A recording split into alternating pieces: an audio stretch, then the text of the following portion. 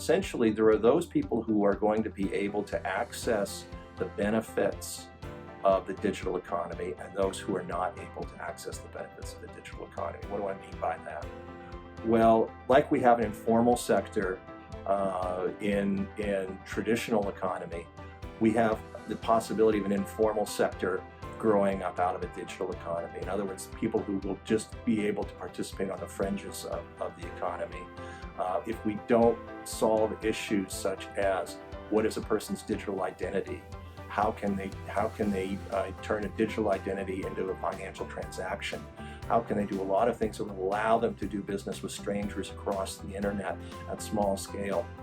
The private sector has already built a lot of tools that enable people to do business with a stranger, but what we're missing is the governance structure around that at a global level that'll do things like protect privacy, that will secure transactions. You know, the WTO is working on some of these things right now. We're trying to agree what a global economy is supposed to look like in the digital realm, but to transfer that sort of global digital vision and regulatory approach down to a local level is going to be a huge challenge as governments try to grapple with what does this mean in our own country.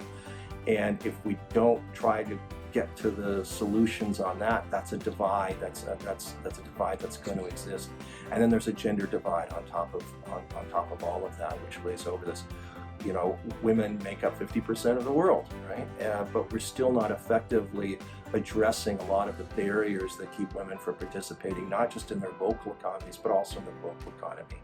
Those same issues of access, of identity, are often exacerbated for women, and we need to pay special attention to those issues and those challenges.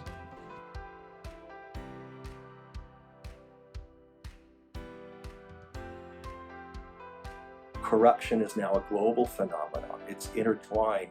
The days when we could isolate corruption in a single state are gone. Corruption now is crime that crosses borders, and it gets into our own systems. And so we have to deal with corruption as seriously in an emerging market as we deal with it in our own market.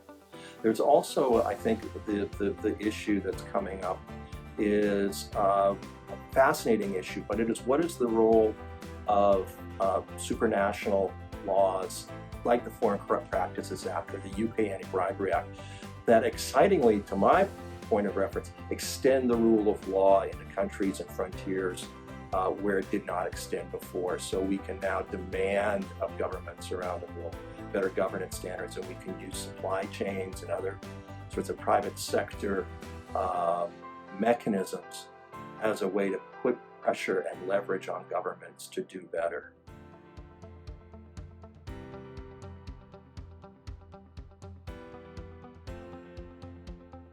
Corrosive capital is something that we talk here at CIPE a lot about. Corrosive capital can be defined very simply as capital flowing from authoritarian states typically into emerging markets that has a negative effect on the rule of law in a country. This can be state investment, it can be state loans, it can be state projects, or it can be private investment. And what we're doing at CIPE is trying to understand the phenomenon of the many guises that this type of capital takes and its ultimate impact in a country. So we can be seeing anything from abuses of public procurement law down to just outright criminality. But the total effect on a country is that the ability of the government to control and to regulate these flows of capital and to ensure that they're orderly, that they obey the law, that ability of a government remains in place. When we see corrosive capital enter a market, we can also adjust for its level of acidity. So in some countries, this type of capital is actually being used for very defined political ends from the donor country. And they may not want to see a certain policy outcome, or they may be wanting to pressure a government into making deals that aren't necessarily going to be in the best interest of their citizens.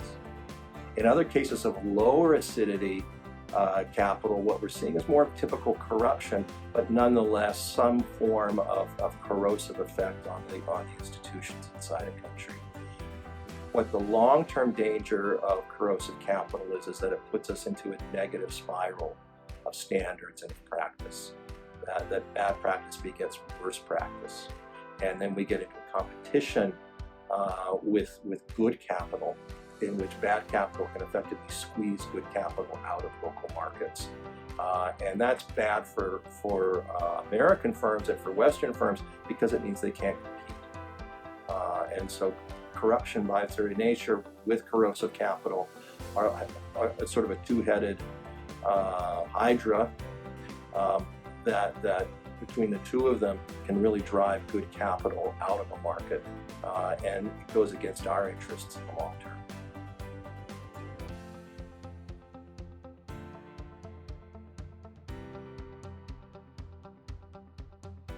The response to these challenges is twofold. We like to say, and we've always, the old saying, think global, act local, is really the right strategy here. We do need to focus as a community on the global standards because they are under fire. They're under fire from the authoritarian economies that have a different value system from ours.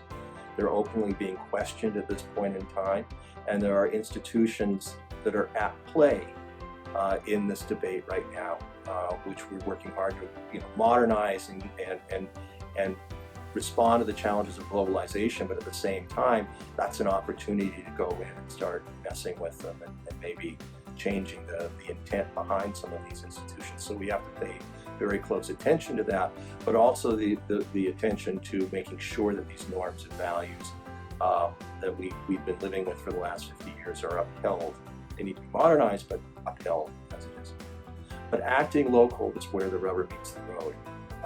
If global standards cannot be implemented, then they remain just an aspiration. They're not there to actually deliver for people. And that's when our partners around the world, think tanks, business associations, have a very strong role to play in their own countries. Once we have a global standard, it really is their responsibility to go out and find out what that standard is, and then to help both government and the private sector to conform to these standards. They need to highlight the differences between what's country level practice and the global standard, and then to help map out the best way to try and close the gaps that exist between those standards and to make them viable at the local level.